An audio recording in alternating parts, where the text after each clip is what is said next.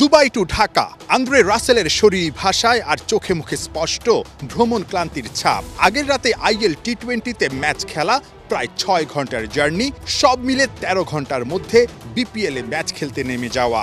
Andre রাসেলের জন্য কাজটা একদমই সহজ ছিল না। ব্যাট হাতে মাত্র 4 রান, 44 স্ট্রাইক রেটে, বল হাতে 14 রান দিয়েছেন 1 ওভারে। রংপুর যেন বড্ড অসহায় আন্দ্রে রাসেলকে উড়িয়ে এনে। খুলনা আবার ম্যাচের আগে জানতোই না প্রতিপক্ষে কারা আসছে। আসলে ওদের যে 3 জন বিদেশি খেলতেছে ওইটা তো আমরা আগে জানতাম না, বাট আসতেছে এটা শুনছিলাম, বাট ওইরকম ভাবে প্ল্যানও করতে পারি নাই। ইংল্যান্ডে যেমন হয় যে আপনি 3টা ম্যাচ, লিগের 3টা ম্যাচ খেলে তারপরে নকআউট ম্যাচ খেলার পারমিশন দেয় আর কি ফরেন প্লেয়ারের দিকে। আমাদের বিপিএলে কিন্তু এই ধরনের কোনো সিস্টেম নেই। আপনি আর কি খেলার দিন সকালে নিয়ে আসলেও খেলতে পারে। এটা তো অবশ্যই আইডিয়াল না। আপনি যদি মনে করেন যে আমরাও কিন্তু দেখেন লাস্ট ইয়ার রংপুর সেম জিনিসটাই হয়েছিল। তারা যদি দেখেন লাস্ট ইয়ারও কিন্তু প্রচুর ফরেন প্লেয়ার তারা 2 ম্যাচ পরপরই চেঞ্জ করেছে। ঢাকায় পা রেখে 3 big name James Vince, Tim David আর আন্দ্রে রাসেলের চওড়া হাসি মিলিয়ে গেছে নিমিষেই। প্রায় কোটি টাকা খরচ করা 3 ক্রিকেটার গুরুত্বপূর্ণ ম্যাচে রংপুর রাইডার্সকে দিয়েছেন মোটে 12 রান। রান প্রতি খরচা প্রায় 8 লাখ টাকা। বিদেশি ক্রিকেটার নিয়ে এমন বিপাকে পড়ার বড় কারণ বিপিএলের সময়টা, যেখানে দুবাইয়ের আইএল টি-20কে বিসিবি সভাপতি মনে করছেন বিপিএলের জন্য বড় বাধা। এখন বলেন ফরেন প্লেয়ার কম, ফরেন প্লেয়ার তো যেই আমাদের ক্যালেন্ডার ছিল আইএল টি-20 চলছে, একটা টিমে 9টা প্লেয়ার খেলে দুবাইতে, 13টা প্লেয়ার ফরেন প্লেয়ার, 78টা প্লেয়ার 6টা টিমে এঙ্গেজ। আপনি ইচ্ছা করলে ফরেন প্লেয়ার পাবেন না। নেক্সট ইয়ারে আপনার যদি ওরকম থাকে, নেক্সট ইয়ারে আমরা বের করেছি যে আমাদের সাথে কম্পিটিশন কার, এটা কি আইএল টি-20 না এসএ টি-20 নাকি আপনার বিগ ব্যাশ।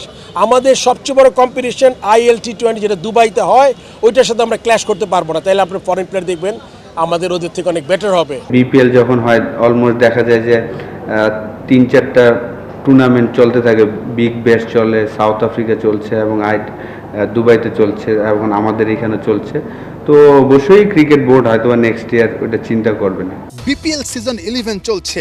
11তম আসরে এসেও বিপিএল যেন মানহীন আর বাতিল বিদেশি ক্রিকেটারদের পুনর্বাসন কেন্দ্রে পরিণত হয়েছে। পরের আসর থেকে বিপিএল এর সময় আর পরিকল্পনায় বদল না আনলে দেখতে হবে আরো কঠিন সময়। নাহিয়ান বিন জসিম, 71।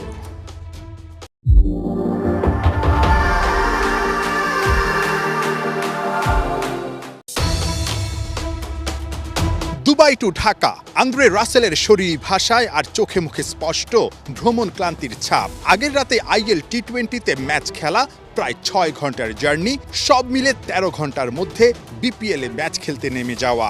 আন্দ্রে রাসেলের জন্য কাজটা একদমই সহজ ছিল না। ব্যাট হাতে মাত্র 4 রান, 44 স্ট্রাইক রেটে, বল হাতে 14 রান দিয়েছেন 1 ওভারে। রংপুর যেন বড্ড অসহায় আন্দ্রে রাসেলকে উড়িয়ে এনে। খুলনা আবার ম্যাচের আগে জানতোই না প্রতিপক্ষে কারা আসছে। আসলে ওদের যে 3 জন বিদেশি খেলতেছে ওইটা তো আমরা আগে জানতাম না, বাট আসতেছে এটা শুনছিলাম, বাট ওইরকম ভাবে প্ল্যানও করতে পারি নাই। ইংল্যান্ডে যেমন হয় যে আপনি 3টা ম্যাচ, লিগের 3টা ম্যাচ খেলে তারপরে নকআউট ম্যাচ খেলার পারমিশন দেয় আর কি ফরেন প্লেয়ারের দিকে। আমাদের বিপিএলে কিন্তু এই ধরনের কোনো সিস্টেম নেই। আপনি আর কি খেলার দিন সকালে নিয়ে আসলেও খেলতে পারে। এটা তো অবশ্যই আইডিয়াল না।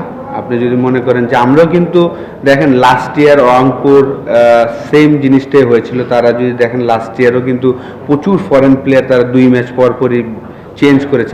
ঢাকায় পা রেখে 3 big name James Vince, Tim David আর আন্দ্রে রাসেলের চওড়া হাসি মিলিয়ে গেছে নিমিষেই। প্রায় কোটি টাকা খরচ করা 3 ক্রিকেটার গুরুত্বপূর্ণ ম্যাচে রংপুর রাইডার্সকে দিয়েছেন মোটে 12 রান। রান প্রতি খরচা প্রায় 8 লাখ টাকা। বিদেশি ক্রিকেটার নিয়ে এমন বিপাকে পড়ার বড় কারণ বিপিএল এর সময়টা, যেখানে দুবাইয়ের আইএল টি-20কে বিসিবি সভাপতি মনে করছেন বিপিএল এর জন্য বড় বাধা। এখন বলেন ফরেন প্লেয়ার কম, ফরেন প্লেয়ার তো যেই আমাদের ক্যালেন্ডার ছিল আইএল টি-20 চলছে, একটা টিমে 9টা প্লেয়ার খেলে দুবাইতে, 13টা প্লেয়ার ফরেন প্লেয়ার, 78টা প্লেয়ার 6টা টিমে এঙ্গেজ। আপনি ইচ্ছা করলে ফরেন প্লেয়ার পাবেন না। নেক্সট ইয়ারে আপনার যদি ওরকম থাকে, নেক্সট ইয়ারে আমরা বের করেছি যে আমাদের সাথে কম্পিটিশন কার, এটা কি IL T20 না SA T20 নাকি আপনার বিগ ব্যাশ? আমাদের সবচেয়ে বড় কম্পিটিশন IL T20 যেটা দুবাইতে হয়, ওইটার সাথে আমরা ক্ল্যাশ করতে পারবো না। তাইলে আপনার ফরেন প্লেয়ার দেখবেন আমাদের ওদের থেকে অনেক বেটার হবে। বিপিএল যখন হয় অলমোস্ট দেখা যায় যে 3-4টা টুর্নামেন্ট চলতে থাকে, বিগ ব্যাশ চলে, সাউথ আফ্রিকা চলছে এবং দুবাইতে চলছে, এবং আমাদের এখানে চলছে। তো অবশ্যই ক্রিকেট বোর্ড হয়তো নেক্সট ইয়ার ওটা চিন্তা করবে না।